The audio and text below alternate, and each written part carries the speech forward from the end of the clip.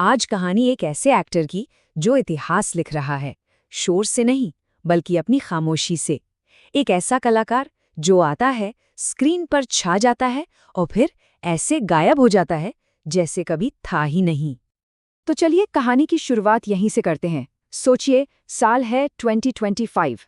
लोग फिल्म देखकर थिएटर से बाहर निकल रहे हैं और उनके दिमाग में बड़े बड़े सुपरस्टार्स नहीं, सिर्फ एक ही नाम गूंज रहा है, अक्षय खन्ना। और बस यही वो फीलिंग थी जिसने उनके जबरदस्त कमबैक को डिफाइन कर दिया। तो साल 2025 ये अक्षय खन्ना का साल था। मतलब एक ऐसा साल जब उन्होंने बॉक्स ऑफिस पर पूरी तरह से कह सकते हैं अपना कब्जा जमा लिया। अब सवाल ये है कि उन्होंने ये किया कैसे? जवाब है सिर्फ दो किरदारों से। एक तरफ छावा का वो क्रूर औरंगजेब जिसकी आंखों में सिर्फ और सिर्फ सत्ता की भूख थी, और दूसरी तरफ धुरंधर का वो खूंखार रहमान डकैत जिसके दिल में नफरत के सिवा कुछ था ही नहीं। ये दोनों रोल्स इतने पावरफुल थे कि इंडस्ट्री के बड़े बड़े स्टार्स भी फीके पड़ गए। जब अक्षय खन्ना स्क्रीन पर आते थे तो बाकी सब बस उनकी परछाई बनकर रह जाते थे। और इसका नतीजा क्या हुआ? नतीजा ये हुआ कि 2025 के ओपनर भी वही थे और फिनिशर भी वही। उनकी एक्टिंग का इम्पैक्ट इतना गहरा था कि लोग कहने लगे, भाई साहब ये एक्टिंग नहीं है, ये तो हॉलीवुड लेवल का काम है। लेकिन ये सब देखकर एक सवाल दिमाग में आता है कि आखिर ये इतना शांत, इतना गहरा एक्टर बना कैसे? इसकी कला की जड़ें कहाँ हैं? तो इसका जवाब हमें आज की सक्सेस में नहीं बल्कि इनके अतीत में मिलेगा। देखिए, अक्षय का जन्म 1975 में हुआ, सुपरस्टार विनोद खन्ना के घर। बाहर से तो सब कुछ चमचमा रहा था, लेकिन अंदर ही अंदर गहरी दरारें थीं। सोचिए, जब वो सिर्फ 5 साल के थे, उनके पिता उन्हें छोड़कर ओशो आश्रम चले गए और परिवार बिखर गया। बस इसी एक घटना ने अक्षय के अंदर एक ऐसी खामोशी भर दी जो हमेशा के लिए रह गई। और पता है, इसी खामोशी ने उन्हें दुनिया को एक अलग ही नज़र से देखना सिखाया। वो भीड़ में लोगों को गिनते नहीं थे, उनके चेहरे पढ़ते थे। वो बातें नहीं सुनते थे, बातों के पीछे की खामोशी सुनते थे। और यही तजुर्बा, यही एक्सपीरियंस बाद में जाके उनके एक्टिंग की असली गहराई बना। अच्छा, फिल्मों में उनकी एंट्री भी अपने आप में एक कहानी है। उन्होंने ये कदम अपने पिता की मर्जी के खिलाफ उठाया था। विनोद खन्ना बिल्कुल नहीं चाहते थे कि उनका बेटा इस अनप्रिडिक्टेबल इंडस्ट्री में आए, लेकिन अक्षय ने तो जिद पकड़ ली थी। और आते ही उन्होंने दिखा दिया कि वो क्या चीज़ हैं।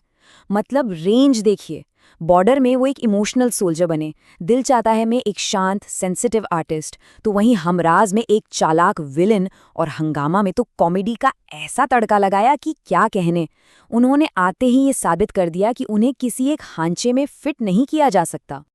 और इतनी सक्सेस के बाद भी उनकी फिलॉसफी हमेशा एकदम क्लियर रही। जैसा कि वो खुद कहते भी हैं, मैं कोई मूवी स्टार नहीं हूं, मैं तो बस एक नॉर्मल एक्टर हूं।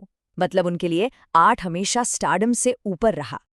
और फिर कुछ ऐसा हुआ जो किसी ने सोचा नहीं था। जब उनका करियर बिल्कुल पीक पर था, वो अचानक गायब हो गए। ये उनके करियर का सबसे मिस्टीरियस फेज था, जब उन्होंने खुद को पूरी दुनिया से काट लिया। और सवाल एक ही था कि आखिर अक्षय खन्ना गए तो गए कहाँ? पूरी इंडस्ट्री, उनके फैंस सालों तक बस इसी एक सवाल का जवाब ढूंढते रहे। तो इसके पीछे ना कई वजहें थीं। एक तो हेयर लॉस की प्रॉब्लम, जिसे उन्होंने खुद ऐसे डिस्क्राइब किया जैसे किसी पियानो बजाने वाले की उंगलियां चली जाएं। ऊपर से एक के बाद एक फ्लॉप होती फिल्में और इंडस्ट्री का वो शोर जो किसी भी सच्चे आर्टिस्ट का दम घोट देता है। इन सब चीज़ों ने मिलकर उनके कॉन्फिडेंस को पूरी तरह ख़त्म कर दिया था और उन्होंने 5 साल के लिए खुद को सबसे दूर कर लिया। लेकिन ये कहानी का एंड नहीं था। ये तो एक नई शुरुआत की तैयारी थी। उनकी वापसी कोई अचानक से नहीं हुई, बल्कि ये एक बहुत सोची समझी, एक सधी हुई प्लानिंग थी।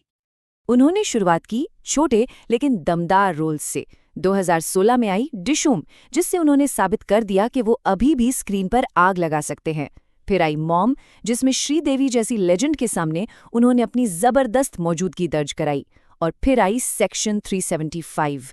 इस फिल्म ने तो उनके एक्टिंग के मायने ही बदल दिए। मतलब हर एक कदम उन्हें 2025 की उस शानदार वापसी की तरफ ले जा रहा था। तो इस पूरे सफर से सीखने को क्या मिलता है? अक्षय खन्ना की कहानी का जो सार है ना, वो एक ही फिलॉसफी में छिपा है। एक ऐसी फिलॉसफी जो उनके हर फैसले को गाइड करती है। और वो फिलॉसफी क्या है? वो ये है कि रोल की लेंथ मैटर नहीं करती, उसका इम्पैक्ट मैटर करता है। और बस यही वजह है कि उन्होंने हमेशा कॉम्प्लेक्स और यादगार किरदार चुने, भले ही वो लीड रोल ना भी हो। उन्होंने शोहरत के ऊपर काम को चुना, भीड़ के ऊपर गहराई को चुना और दिखावे के ऊपर ईमानदारी को चुना।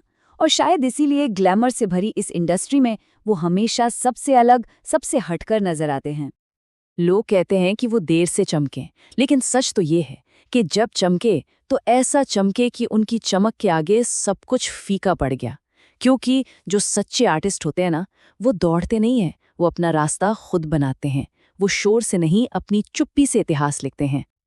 और आखिर में अक्षय खन्ना का ये पूरा सफर हमें एक बहुत बड़े सवाल पर लाकर खड़ा कर देता है कि एक आर्टिस्ट की असली पहचान आखिर है क्या?